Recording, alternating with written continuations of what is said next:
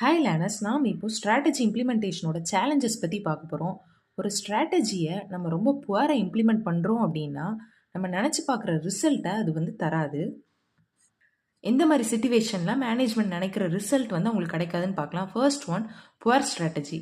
Top management வந்து ஒரு over view create பண்ணுறதுக்கு ஃபெயில் ஆகிட்டாங்க அப்படின்னா நெக்ஸ்ட் என்ன நடக்கும் அப்படின்ற ஒரு கிளியர் கட் பிளானே இருக்காது. ஸோ அந்த டைம் வந்து ஸ்ட்ராட்டஜி வந்து ஃபெயில் ஆகும். நெக்ஸ்ட், ஒரு டிசிஷன் எடுக்கிறதுக்கு போதுமான அளவு டேட்டா இல்லை, ஆனால் நம்ம ஒரு ஸ்ட்ராட்டஜி இம்ப்ளிமெண்ட் பண்ணிட்டோம் அப்படின்னாலுமே நமக்கு நம்ம ஸ்ட்ராட்டஜி ஃபெயில் ஆகும். நம்மளோட மேனேஜ்மெண்ட்டோட பாயிண்ட் ஆஃப் வியூ வந்து ரொம்ப அன்ரியலிஸ்டிக்காக இருக்குது, ரோல் ரிசோர்ஸ் ரெஸ்பான்சிபிலிட்டி இதெல்லாம் மிஸ் மேட்சாக இருக்குது அப்படின்னாலுமே நமக்கு ஸ்ட்ராட்டஜி வந்து ரொம்ப புவராக இம்ப்ளிமெண்ட் ஆகிட்டு அப்படின்றது தான் அர்த்தம். ஸோ இதோட ரிசல்ட் எதனால வந்து இந்த மாதிரி ஸ்ட்ராட்டஜி வந்து புவராக இம்ப்ளிமெண்ட் பண்ணுறாங்க அப்படின்னா ஓவர் கான்ஃபிடென்ஸ்னால.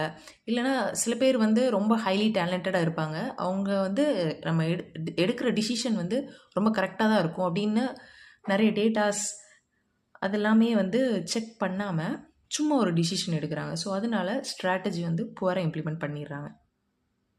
ஸோ ட்ரைனிங் வந்து இன்எஃபெக்டிவாக இருக்குது அப்படின்னாலுமே ஸ்ட்ராட்டஜி வந்து ஃபெயில் ஆகும். ஸோ எம்ப்ளாயீஸை வந்து ட்ரெயின் பண்ணணும். அவங்களோட ஸ்கில்ஸை வந்து நம்ம இன்னும் கொஞ்சம் ஸ்ட்ரென்தன் பண்ணுற மாதிரி நம்ம கொடுக்குற ட்ரைனிங் வந்து இருக்கணும். ஸோ ட்ரைனிங் கொடுத்ததோடு நிற்காமல் ட்ரைனிங் கொடுத்ததுக்கப்புறம் எம்ப்ளாயீஸ் கிட்ட ஏதாவது பிஹேவியரல் சேஞ்சஸ் இருக்குதா அப்படின்றதையும் நம்ம வந்து அனலைஸ் பண்ணணும்.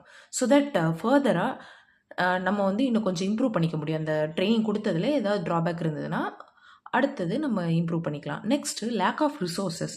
ஸோ நம்ம கம்பெனியில் இருக்கிற டேஞ்சிபிள் அண்ட் இன்டேஞ்சிபிள் ரிசோர்ஸஸை வச்சு தான் நம்ம ஒரு ஸ்ட்ராட்டஜி அப்படின்றத ஃப்ரேம் பண்ணுவோம். ஸோ அந்த ரிசோர்ஸஸே நம்மக்கிட்ட லேக்காக இருக்குது அப்படின்னா அப்போது நம்மளோட ஸ்ட்ராட்டஜியில் வந்து நம்ம நிறைய சேலஞ்சஸ் வந்து ஃபேஸ் பண்ணுவோம். Next, lack of communication. நம்ம என்ன டிசைட் பண்ணியிருக்கோமோ அதை நம்ம ப்ராப்பராக கம்யூனிகேட் பண்ணலை அப்படின்னா நம்ம எம்ப்ளாயீஸ் வந்து கிளியராக அண்டர்ஸ்டாண்ட் பண்ணிக்க மாட்டாங்க. ஸோ டாப் மேனேஜ்மெண்ட் டிசைட் பண்ண விஷயம் ஒன்றா இருக்கும், அண்ட் எண்டாக வந்து மிச்ச எம்ப்ளாயீஸ் கிட்டலாம் போய் சேர்ந்துருக்க இன்ஃபர்மேஷன் ஒன்றா இருக்கும்.